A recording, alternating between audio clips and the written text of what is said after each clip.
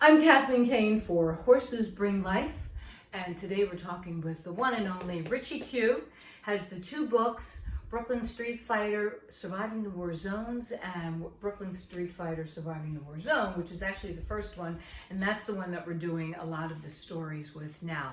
We finished chapter 21, so we're going into chapter 22, which is New Lots Boys, Events of 1964. And we have the author right here, Richie Q. By the way, you can get these books on Amazon, Barnes & Noble, and Richie Q is a big animal rescuer, right? Yeah. That's yeah, right. definitely. Love my animals. We're going to be doing this story in 3 parts, like we did chapter 17. So we better get started. Yeah, go right ahead. All right. Yeah. You know, again, like I said before, these are, these are fight stories. This is courage. It's one thing to be a fighter, and I've been. It's like the lion. That's right, and I've been working out since 12. I'm good at this, at boxing and fighting, and Now you're 17. I'm strong. I'm strong because of the business, lifting carpets and rugs and stuff like that. So work strong too. I did weights too, but I was really work strong. You down, you're up, you're down, you're up. So it helped me in the street like that. And again, you could be tough. You could be the toughest guy around, but if you don't have the heart, the guts, and the courage to do it, like I said before, like the wise guys, and I like to add them into these things too. They never had that courage. They could shoot you in the back of the head. They could bang you out with pipes and chains with 10 guys against 2 or 3, and that was typical of the wise guys. Back then. Yeah, right. back then. Yeah. All right, but people were afraid of them because they said, they'll shoot you. Right. But let's get on. We're going to get on. Okay, Events of 1964. Events of 1964. I'm doing, there's going to be 3 parts. It's like 7 stories, of that week. Okay? Yeah. So now we go to community gardens. It's in Springfield Gardens. It's a club, and we go with about 16, 18 guys, I think. I'm not exactly sure. It's in the book, but we go there, and we're there. What are we doing? What do I do? I'm looking for women. That's what I'm always. I'm not looking to fight. I'm looking for talk to some different girls. Than my neighborhood, just in my neighborhood. Right. So we're there, and we're talking, and we're trying to maybe get a dance in or two. Be polite as I can. And the Ronettes were the entertainment. They were up on stage. And they were very famous. And they were famous, and they're great. Yeah. I mean, they're great. They were always great. They got some great songs. And so they were on the stage, and we were kind of in the front. Foxy's right at the stage, Now, a lot of people know Foxy because later on he became a gangster and shit like got killed. So Foxy's up against the stage, and the Ronettes get really close to the edge, and he grabs one. It wasn't a high stage, He grabs one, picks her up, puts her down, kisses her on her lips, and puts her back. And they smiled. They didn't say nothing. They were fine with it, The bouncers come, like 6, 7, 8 bouncers. They all run to the stage. Right. And they say, oh, you guys got to leave. You just got to leave, So Foxy goes, we'll leave when we want to leave, not when you want us to leave. So back off, because we'll turn this joint, we'll turn it out here. Right. You'll have to close it down, Right. So they kind of backed off. They said, listen, guys, please. I said, listen, we're not going to cause any trouble. He just did that. It was an impulse. We got bored this year. Right. So it was fine, So we left. We went back to the triangle later on. We stood there for a while. Then we left, And but the following week, my friends went back and beat the shit out of all the bouncers. They just went there with beat. I'm like, oh, I didn't go. I'm not, not that I wouldn't have went, but I probably wasn't around.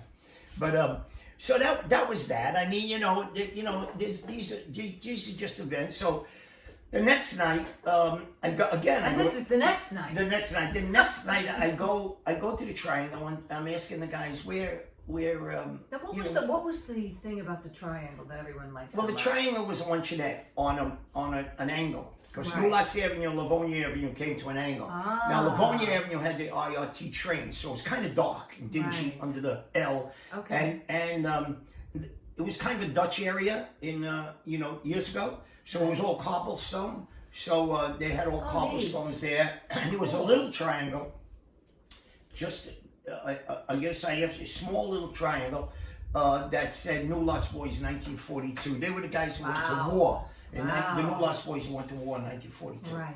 It was. It's not there anymore, but it was in little tiles. It was really cool. So now, you know, that's where we all met. We met at the Triangle. The older guys, the fathers, everybody's, you know, there's A lot of history there. There's always 100 guys in the Triangle, you know. Right. So we go up there. I meet some of my friends, and you know, and the only three friends were there was Arnie and Frankie Borgisano, Frankie Big, you know. And Frankie was a little, you know, you had to be careful with these two. I mean, these two you could depend on. You could turn your back; it didn't really matter. They're gonna watch your back. You know, they're nice. They're nice. I mean, they're not in shining armor. Arnie was a street urchin. You know, it was always dirty and always smelled. And I'm like, jeez. I used to take him in my basement and go, get in the shower. Take him, you know. Then I give him some of my clothes, but I wouldn't take him back because he stinks. No, I'm getting off with this. So we're going to I wanted a piece of pizza. I said pizza, and I said let's go to Joe's. Some pizza. Yeah, I said let's go to Joe's on Van Sicklen Avenue. You know. Mm-hmm. So walk down to Linden Boulevard. We make that left on. Actually, we made a left on Hegman Avenue. As we're going down to Joe's Pizza, Arnie stops me. Grabs my arm and stops me. He goes, yo. I said, what's the matter? He said, that's Zorro. He's the leader of the L-Tones. He's with this cute L-Tones? Cute Puerto Rican girl. As opposed to the Cleftones? No, not the Cleftones. He's a cute little Puerto Rican girl he's with, you know. Okay. So, and most of them are cute. Not all of them, but most of them are cute. Sure. So Arnie goes, oh man, he jumped me last year at George Gershwin High School, you know, and I wanted to get back to him, you know, they like terrorized George Gershwin, a junior high school. Okay. You know? So I said, well, do what you got to do. So we run across the street, but he sees us.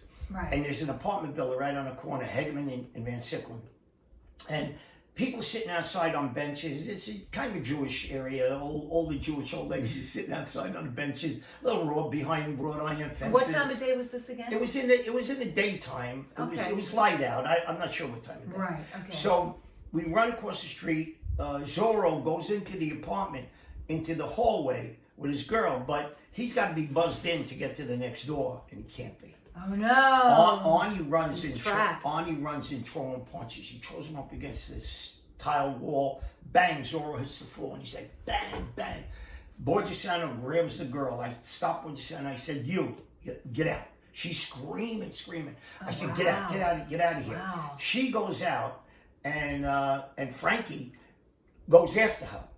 So now, you know, Arnie's doing a good job. I don't have to hit this guy either, you know. So the guy's, Zorro's laid out. We go outside, the people are screaming. And I'm like, oh my God. Frankie has the girl in between a curb and a car. Right. He's punching her down. And I'm like, what are you doing, man? Look at what you made us look like, you know. I mean, these people had to think, they're animals. These guys are animals, you know.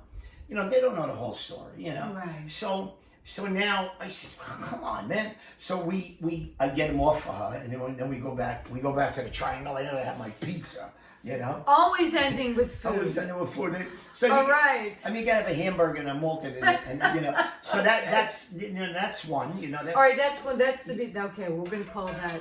Okay. 22A. Yeah. Sounds like your phone is ringing. Yeah. I'm Kathleen Kane, and we're live. We're live right now. We're not editing. This is just us. That's Zorro's calling. That's true. He heard this. I'm Kathleen Kane with Horses Bring Life. And make sure you pick up Brooklyn Street Fighter, Surviving the War Zone, and see the phone make me all nervous. And Surviving the War Zones, also known Richie Q, also known as Richard G. Quarantello. So I'm Kathleen Kane with Horses Bring Life. Make sure you share and like us at the bottom right there, and also subscribe so you can be notified when more stories are coming out. Yeah. And thank you, Richie Q, so much for being here. Again, this is going to be one. It's 20, 22, 23, yeah, 24. we're gonna have 22 A, B, and C. A, B, and C, that's right? Because there's a lot of little fight stories. Yeah, like that. So stay tuned for the little next vignettes of fight stories. Right. But I want to leave you with this. Our motto is, you go out and stomp for joy, but no one stomps on a new lot's boy. God bless you all. There you go. Thank you, Richie Q. Thank you, Kate.